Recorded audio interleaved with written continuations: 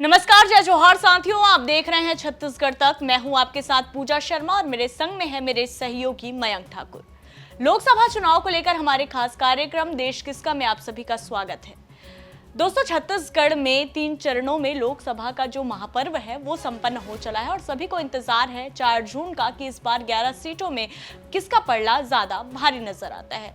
तो साथियों, चुनाव तो संपन्न हो गया है, लेकिन अब जो मंथन का दौर है और जो अटकलों का दौर है वो काफी तेजी से उठने लगा है। और इस बीच एक जो सीट है जिस पर फिर से सबकी निगाहें टिकी हुई है, इस वजह से भी क्योंकि जब मोदी लहर चली साल 2019 में, उसके बावजूद भी कांग्रेस ने इस सीट पर कब्जा जमाने में सफलता हासिल कर ली। हम बात कर रहे हैं कोरबा लोकसभा सीट की, जहां पर ज्योत्सना महन कांग्रेस से थी और वो साल 2019 में सांसद बनी और इस बार फिर से उन्होंने चुनावी मैदान में ताल ठोक दी है। अब चुनाव तो हो चला है, लेकिन इस बार जो चुनाव था वो बेहद रोचक था।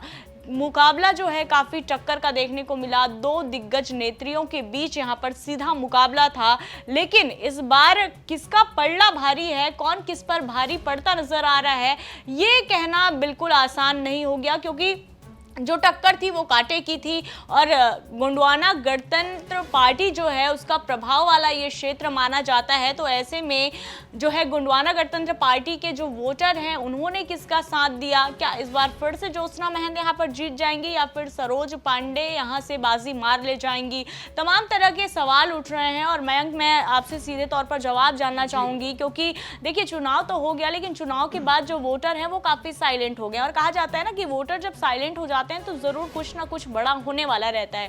साल 2023 का जो विधानसभा चुनाव था वो हमने देखा और काफी बड़ा यहाँ पर हैरान कर देने वाला रिजल्ट निकलकर सामने आया। एक और जहां पूरी तरह से कांग्रेस की सरकार बनने की तमाम अटकलें अनुमान लग रहे थे, सब ध्वस्त हो गए जब बीजेपी ने जीत हासिल कर ली। तो कुछ ऐसा ही इस बार भी वोटिंग के बाद जो मतदाता हैं वो साइलेंट हो गए हैं। कोरबा जो सीट है वहां पर किस तरह की टक्कर देखने को मिल रही है, वहां का जो समीकरण है वो क्या कहता है, जीजीपी जो पार्टी है उनके जो वोटर हैं उनका पलड़ा किस और ज्यादा भारी नजर आया, आप कितना कुछ समझ पा रहे हैं इस सीट के बारे में? बिल्कुल पूजा, जिस तरह से जो बात चर्चा की जा रही कोरबा सीट को लेकर, कोरबा सीट जिस तरह से परिसीमन के बाद 2008 के बाद ये सीट बनी है और इस सीट बनने के बाद से हमने देखा है कि कोरबा लोकसभा पे जो है महंत परिवार का दबदबा रहा है।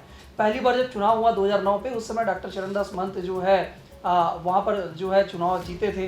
2014 पे उनको हार का सामना करना पड़ा, फिर उनकी जो धर्मपत्नी है ज्योत्सना महंत वो चुनाव जीतती है और फिर से दोबारा वो चुनावी मैदान पे है। तो यानी कोरबा जो लोकसभा है उसमें महंत परिवार का दबदबा शुरू से रहा है। हालांकि ये सीट अविभाजित जांजगीर जिले का हिस्सा थी। जांजगीर सीट में पहले ये कोरबा का क्षेत्र आता था, लेकिन औद्योगिक नगरी छत्तीसगढ़ की औद्योगिक नगरी है और इसे लेकर जो है राजनीति बिल्कुल हाई प्रोफाइल रही है। हमने देखा कि जिस सीट पर करुणा शुक्ला, जो कि पूर्व प्रधानमंत्री अटल बिहारी की भतीजी थी, वो चुनाव लड़ी थी, हालांकि उनका भी हार का सामना करना पड़ गया था। उनकी जगह पर जो है बीजेपी ने फिर से जो नया तरीके से कार्ड खेला और फिर ब्राह्मण का कार्ड खेलते दिखी है और वहाँ पर सरोज पांडे, जो कि दिग्गज नेत्री है, प्रखर नेत्री मानी जाती है छत्तीसगढ़ में, उनको दुर्ग से उठाकर कोरबा चुनाव लड़ाया गया है। ऐसा लगता है कि जो पिछली बार की रही से कमी रह गई थी, कुछ खामियां रह गई थी, उस खामियों को दूर करने के लिए सरोज पांडे को यहाँ भेजा गया। लेकिन हमने देखा है कि वोटिंग का परसेंटेज, जिस तरह से जो वोटिंग परसेंटेज जो आ रहा है उसमें कई तरह की चीज चौंकाने वाली मिल रही है। जिस तरह से माफ करना मयंक, मैं 2 मिनट आपको इसलिए रोकना चाहूंगी क्योंकि आपने कहा कि ब्राह्मण की बात, लेकिन कोरबा लोकसभा सीट को लेकर यह भी कहा जाता है कि यहाँ से कोई ब्राह्मण प्रत्याशी आज तक नहीं जीता है। बिल्कुल बिल्कुल, जो चुनाव की बात आप बता रहे थे ब्राह्मण प्रत्याशी, लेकिन इसकी बात मैंने इसलिए किया क्योंकि करुणा शुक्ला जो है उसकी छवि जो है बीजेपी ने दोबारा दिखाने की कोशिश की है, वो फ्रेमिंग करने की कोशिश वहां पर की गई कि करुणा शुक्ला भी है राष्ट्रीय महिला जो मोर्चा की अध्यक्ष रही है, प्रखर नेत्री, बहुत अच्छी वक्ता रही हैं और वही मिलता जुलता जो है चेहरा दिखाने की कोशिश की है सरोज पांडे के माध्यम से। सरोज पांडे भी उसी तरह से काफी प्रखर नेत्री मानी जाती है, काफी अच्छी वक्ता है और जो है वो भी राष्ट्रीय महिला मोर्चा में अध्यक्ष रह चुकी है और लगातार हमने देखा कि चुनाव के कुछ समय पहले से ही सरोज पांडे उस क्षेत्र पर एक्टिव थी। लेकिन कोई नहीं सोचा था कि जब राज्यसभा का टर्म खत्म होगा तो उनको लोकसभा चुनाव लड़ाया जाएगा और लड़ाया भी जाएगा तो कोरबा से लड़ाया जाएगा, क्योंकि अगर वो लड़ती तो दुर्ग से लड़ती,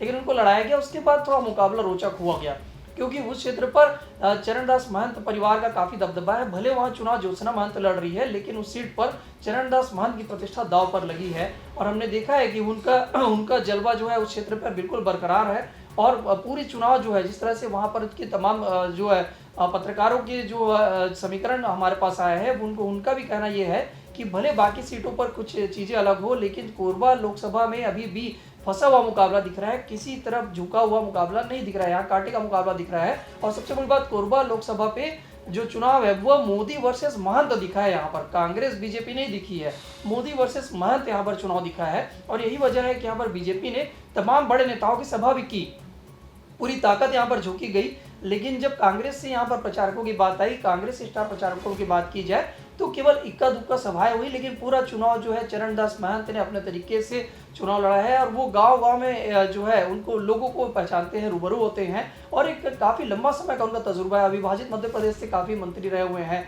और उनका एक अपना एक जुड़ाव है, क्योंकि उनके पिताजी भी जो है वो राजनीतिक विरासत उनको एक मिली हुई बिसाहू दास महंत की। तो चरणदास महंत का उस क्षेत्र पर बड़ा प्रभाव है और यही वजह है कि वहाँ पर जो है अब मुकाबला फंसा हुआ दिख रहा है। लेकिन जिस तरह से वोटिंग की बात मैं कर रहा था कि वोटिंग परसेंटेज के लिए आज की बात, क्योंकि जो 5 जो क्षेत्र है, 5 विधानसभा जो है वो आदिवासी क्षेत्र के ताल्लुकात रखते हैं उस क्षेत्र पर।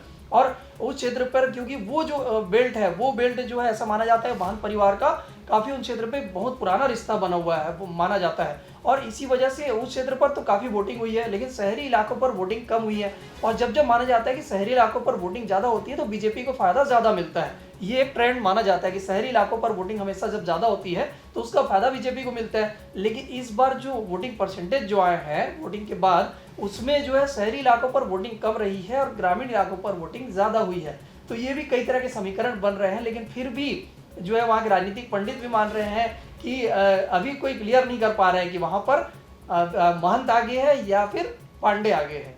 पूजा बिल्कुल मयंक, यानी कि इस बार ये कहना बिल्कुल कोई हर्ज वाली बात नहीं होगी कि कांग्रेस ने जो चुनावी बिसात थी वो काफ़ी ज़्यादा तगड़ी बिछाई थी और पूरे अपने जो दिग्गज हैं सबको चुनावी मैदान में उतार दिया और आर और पार की लड़ाई यहाँ पर कांग्रेस करती नजर आ रही है। और ये बात हम अपने हर चर्चा में कहते हैं। तो जैसा कि वहाँ के राजनीतिक पंडित की बात कर ले, जो वरिष्ठ पत्रकार हैं, उनका हम समीकरण कह लें, उनका विश्लेषण कह लें, वो भी यही बात कह रहे हैं कि इस बार भले ही ज्योत्सना महंत साल 2019 में मोदी लहर में जीत गई हो, लेकिन इस बार जो समीकरण बन रहे हैं वो काफ़ी ज़्यादा चौंकाने वाले हो सकते हैं। और किसका पलड़ा यहाँ पर ज़्यादा भारी है, किसकी ओर झुकाव ज़्यादा है, किसका रुझान ज़्यादा है, ये कहना बहुत ज़्यादा जल्दबाजी हो जाएगी। खैर, ये तो आने वाला वक्त ही बताएगा और 4 तारीख को ही पता चलेगा कि इस बार कोरबा में 2 महिलाओं में से कौन सी महिला बाजी मारती है और अपनी पार्टी को जीत का स्वाद कोरबा लोकसभा सीट के माध्यम से चखाती है। तो इस रिपोर्ट में इतना ही।